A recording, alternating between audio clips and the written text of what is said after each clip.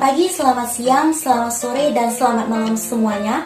Pertama kali, marilah kita ucapkan rasa puji syukur kita atas kehadirat Allah Subhanahu wa Ta'ala yang telah melimpahkan rahmat dan nikmatnya kepada kita semua. Sehingga sampai saat ini, kita masih bisa merasakan nikmat iman dan nikmat kesehatan. Selanjutnya, selawat barangkaikan salam. Semoga selalu senantiasa tercurahkan kepada Nabi kita, yaitu Nabi Muhammad SAW.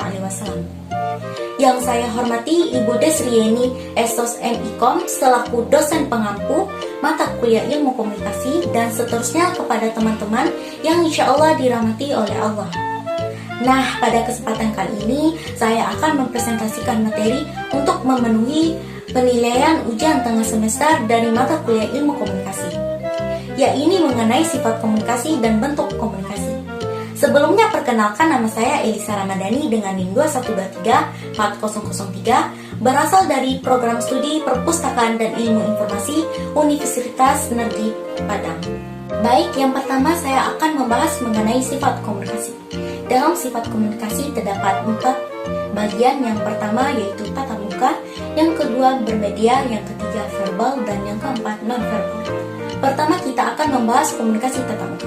Komunikasi tatap muka adalah komunikasi yang dilakukan oleh komunikator kepada komunikan dengan cara berhadapan pada tempat dan waktu yang sama. Artinya, seseorang menggunakan fisiknya secara langsung untuk berkomunikasi dan berinteraksi dengan sekelompok kecil, dan memungkinkan sekelompok kecil orang tersebut menangkap reaksi perubahan sifat, sikap, pendapat, dan perilaku dari seseorang tersebut.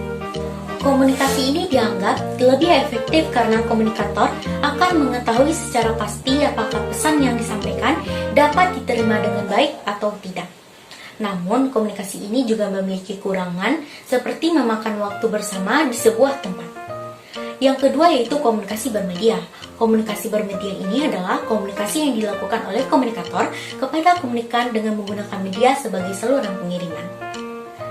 Seiring perkembangan teknologi yang diikuti berbagai penemuan, komunikasi ini dipakai karena lebih efisien dibandingkan dengan komunikasi tatap muka.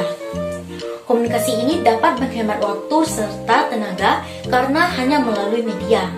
Medianya bisa berupa telepon, WhatsApp, Telegram, dan lain sebagainya. Namun, pada komunikasi ini, komunikator tidak dapat langsung menerima feedback karena akan membutuhkan proses penerimaan pesan yang lama. Yang ketiga yaitu komunikasi verbal. Komunikasi verbal adalah komunikasi yang dilakukan oleh komunikator kepada komunikan dengan menggunakan kata-kata, baik itu berupa tulisan ataupun lisan. Di sini komunikator menggunakan kata-kata yang diucapkan secara langsung atau disebut dengan oral dalam menyampaikan pesannya kepada komunikan, dan dapat berupa tulisan atau cetakan. Yang keempat yaitu komunikasi nonverbal. Komunikasi nonverbal adalah komunikasi yang dilakukan oleh komunikator kepada komunikan dengan tidak menggunakan kata-kata, melainkan berupa tindakan. Komunikator menggunakan gerak isyarat, bahasa tubuh, serta suara-suara ataupun berbentuk gambar. Nah, tadi kita telah membahas mengenai sifat dari komunikasi itu sendiri. Selanjutnya kita akan masuk pada bentuk komunikasi. Dalam bentuk komunikasi, komunikasi dibagi ke dalam 4 bentuk, yaitu komunikasi personal, komunikasi kelompok, komunikasi massa, dan komunikasi medium. Pertama, kita membahas apa itu komunikasi personal. Komunikasi personal terbagi atas 2, yaitu komunikasi intrapersonal dan komunikasi antarpersonal. Komunikasi intrapersonal adalah komunikasi yang dilakukan dengan diri sendiri yang cenderung tidak disadari, yang mana sebelum seseorang melakukan komunikasi dengan 2 atau 3 orang, terlebih dahulu ia berkomunikasi dengan dirinya sendiri untuk memastikan makna pesan orang lain. Contohnya seperti berpikir. Sedangkan komunikasi antarpersonal adalah komunikasi yang dilakukan secara tatap muka dengan memberikan respons secara spontan atau bisa disebut dengan diadik. Komunikasi ini berupa komunikasi suami istri, 2 sahabat dekat, guru murid, dan sebagainya. Yang kedua yaitu kita masuk pada komunikasi kelompok. Komunikasi kelompok berarti interaksi yang dilakukan oleh sekelompok orang yang memiliki tujuan bersama. Komunikasi ini terdiri dari 2 macam, yaitu komunikasi kelompok kecil dan komunikasi kelompok besar. Kelompok kecil berarti kelompok yang dilakukan oleh beberapa orang yang masih dapat ditanggapi langsung oleh peserta lainnya. Sedangkan kelompok besar, komunikasi yang dilakukan kepada orang yang jumlah yang relatif banyak. Yang ketiga yaitu komunikasi massa.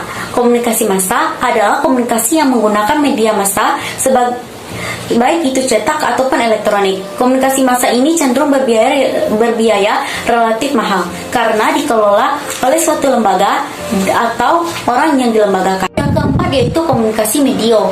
Komunikasi medio adalah bahasa Latin yang artinya pertengahan, yang berarti komunikasi yang terletak antara tatap muka dan massa. Dalam komunikasi ini, penerima pesan relatif sedikit dan diketahui oleh komunikator. Contohnya seperti surat, telepon, pamflet, poster, spanduk, dan lainnya. Demikianlah pembahasan saya terkait mengenai sifat dan bentuk dari komunikasi. Saya akhiri dengan Assalamualaikum warahmatullahi wabarakatuh.